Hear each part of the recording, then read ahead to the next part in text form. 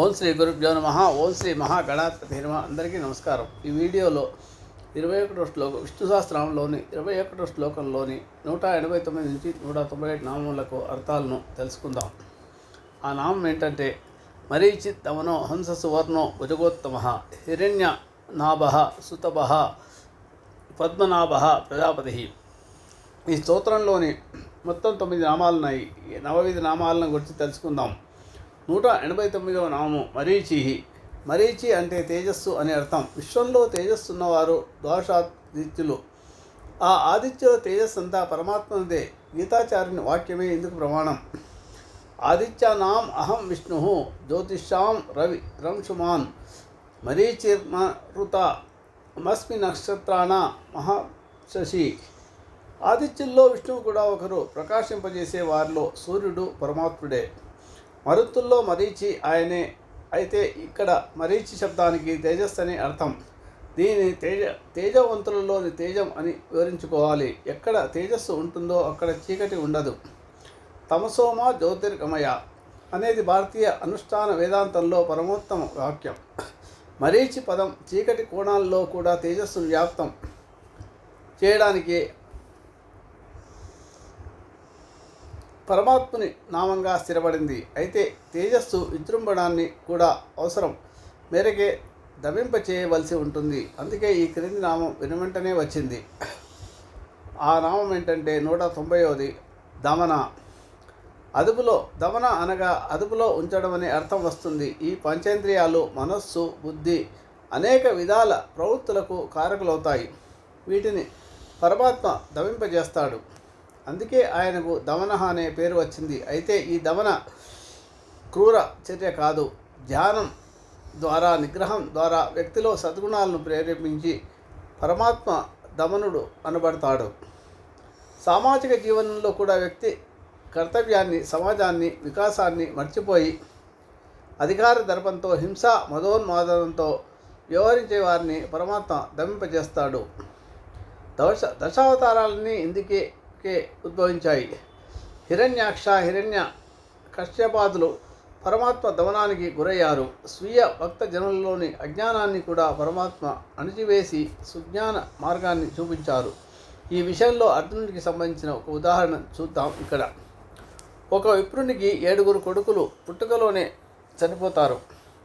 చనిపోయిన ప్రతిసారి కృష్ణ పరమాత్మ తదితర బద్దలంతాకులు తీసి సభలోకి వచ్చి ఈ విధంగా అకాల మరణం చెందడానికి కారణం పరిపాలన సక్రమంగా లేకపోవడమే నిందించడం జరుగుతూ ఉండేది. 8వ పర్యాయం వచ్చి తన భార్య ఇంకా పురుడు పోసుకోలేదని, ఈ పర్యాయం ముందే తాను నివేదించుకుంటున్నానని, తన కుమారుని కాపాడవలసిందని మరీ మరీ వేడుకుంటాడు. అప్పుడు అక్కడే ఉన్న అర్జునుడు పురుడు సమయానికి నేను వచ్చి రక్షిస్తానని మాట ఇస్తాడు. అప్పుడు ఆ విప్రుడు వీరాధీరులైన ఇంతమంది యాదవులకే సాధ్యం కాని పని నీ చేతనేమవుతుంది అని అవహేళన చేస్తాడు. అర్జునుడికి ఎక్కడలేని కోపం పొంగుకు వచ్చి అజ్ఞానం ఆవరిస్తుంది. అప్పుడు ఆ విప్రునితో ఇలా అంటాడు. భాగవతంలోని ఈ పద్యం అర్జునుని అజ్ఞానాహంకారాలను బహిర్గతం చేసింది. బలరామ శ్రీకృష్ణ ప్రద్యుమ్న అనిరుద్ధాదులందరికంటే గాంధీవదారు ధనుర్ధారి అయిన తాను గొప్పవాడినని చెప్పినట్లుగా ఈ పద్యంలో భావాన్ని అతను ప్రకటిస్తాడు. కృష్ణ బలరామ అదులెవరేమీ అనలేదు. ఎవరు ఏం మాట్లాడకుండా మౌనంగా ఉంటారు. ఆ విప్రుడు అర్జునుడిని తీసుకుని వెళ్తాడు. ఇంతవరకు బాలురే చనిపోయేవారు, కానీ ఈ పర్యాయం పిల్లవాడి శవం కూడా మాయమైపోయింది. ఆ బాలుని తండ్రి అర్జునుడిని అనేక విధాలుగా నిందిస్తాడు. అర్జునుడు మహావేగంతో లోకాలన్నీ గాలిస్తాడు. గతంలో చనిపోయిన బాలుర జీవాత్మలు కానీ ఇప్పుడు చనిపోయిన బాలుని దేహములు కానీ అతనికి కనిపించకుండా పోతే వాటిని తేలేకపోతాడు. చింతాగ్రస్తుడై అవమాన భారంతో ఆ విప్రునికి తన అశక్తతను తెలియజేసి చితిపేర్చుకుని చావడానికి సిద్ధమవుతాడు. అప్పుడు కృష్ణ పరమాత్మ విచ్చేసి అర్జునునిలోని అజ్ఞాన అహంకారాలను దమింపచేసి శుద్ధసత్వం వైపుగా పయనింపచేసి మూల విరాటైన లక్ష్మీనారాయణల స్వరూప సన్నిధిని లో ఉన్న ఆ బాలురను చూపించి కనువిప్పు కలిగించి పిల్లలందరినీ విప్రదంపతులకు దరికి చేరుస్తాడు.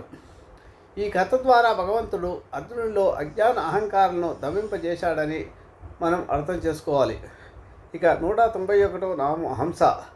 అహం సహ అంటే సంస్కృత పదాల నుండి హంస పుట్టినది. ఇది సర్వ శరీరాలను ఉండేది, పవిత్ర కాంతి లోకాలలో చరించేది. అహం బ్రహ్మస్మి అనే వాక్యం ద్వారా బ్రహ్మను సంతానాన్ని కలిగించేది. హంసః అనే పదంలోనే జీవ బ్రహ్మక్యమున్నది. అయితే జీవుడే హంస శబ్దాన్ని గురించి చర్చిస్తాడు, తర్కిస్తాడు. బ్రహ్మను సంధానం వల్ల తానే హంసగా మారిపోతాడు. అందువల్ల హంస బ్రహ్మవాచకమే. అందుకే ఈ క్రింది మంత్రాన్ని నిరంతరం భావన చేయాలి. అహం బ్రహ్మస్మి మంత్రోయం బుద్ధి వ్యాధి వినాశయేత్. అహం బ్రహ్మస్మి మంత్రోయం చిత్తబంధం వినాశయేత్. అహం బ్రహ్మస్మి మంత్రోయం కోటి దోష వినాశయేత్.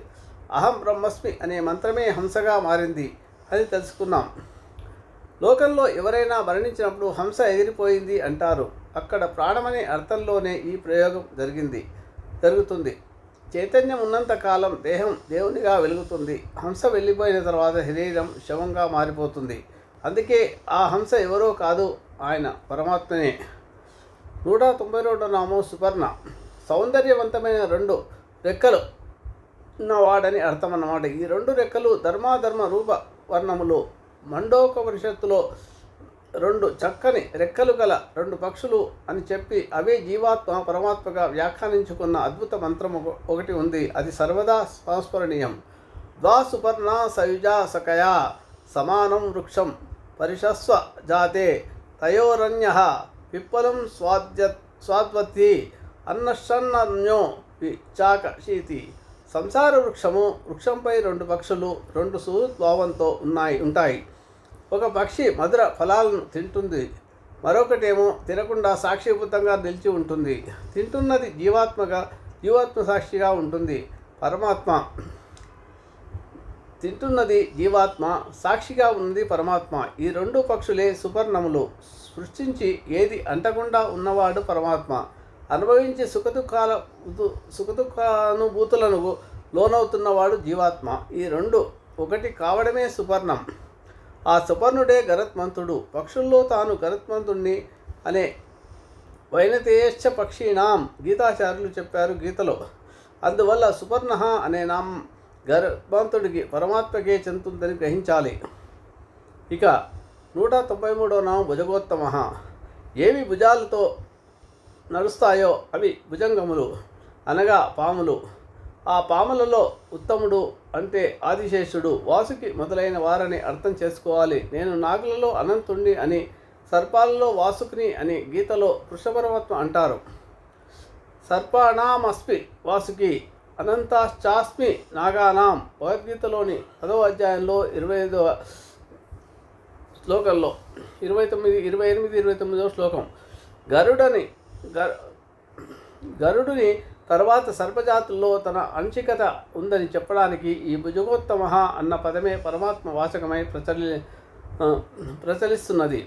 ఇక 194వ నామం హిరణ్యనాభ. హిరణ్యమే నాభిగా కలవాడు హిరణ్యనాభుడు. హిరణ్యం అంటే స్వర్ణం కదా. స్వర్ణం లోహాలలో సర్వశ్రేష్టమైనది, శుభకరం, సర్వశ్రేష్టము అయిన నాభి భాగం కలవాడని అర్థం. నాభి దేహానికి కేంద్రం, హిరణ్యనాభుడు సృష్టికి కేంద్రం. నాభి దేహంలోని సర్వనాడులకు కేంద్రకంగా ఉండి స్పందన, కంపన, ప్రకంపనాలను మూలబిందుభూతంగా నిలిచి ఎలా చక్రం తిప్పుతుందో సృష్టి దేహానికి పరమాత్మ అలా చక్రం తిప్పే స్థానంలో ఉన్నవాడని అన్వయించుకోవాలి. ఇక 195వ నామం సుతప. ఉత్తమ తపస్సు చేయవాడని అర్థం. ఈ ఉత్తమ తపస్సు మనస్సును, ఇంద్రియాలను ఒకే లక్ష్యంపై నిలిపి ఏకాగ్ర స్థితి ఉంటుంది. బదరికాశ్రమంలో నిర్వహించిన నరనారాయణుల తపస్సు ఇలాంటిదే. లోకహితం కొరకు చేసే ఆలోచన, క్రియ ఉత్తమ తపస్సుగానే భావించాలి. అలా కాక అజ్ఞాని చేసే తపస్సు ఆధిపత్యాన్నే కోరుకుంటుంది, కానీ అమృత పదవి కోరుకోదని మహాభాగవతం తెలుపుతుంది. మానసంబు గట్టి మహిత భోగంబులు మాని ఇంద్రియముల మదముల నుంచి తపము చేసి ఇంద్ర పదవి కోరెను గాని అమృత పదము కోరడజ్ఞ దీశ. అందువల్ల సుతపము ఉన్నట్లే కుతపము ఉంటుంది అని భావించాలి. ఇది ద్వంద్వ భూయిష్ట ప్రపంచం. లోకానికి ఏది మంచో ద్వంద్వాలు నుండి అదే గ్రహించాలి. సుతపుడన్న పరమాత్మ నామం లోకహిత కారకమైనది. అందువల్ల అటువంటి తపస్సే ఆచరణీయమైనది. 196వ నామం పద్మనాభ. ఇంతకు పూర్వం 48 నామములలో పద్మము నాభియందు కలవాడని అర్థం గ్రహించాం.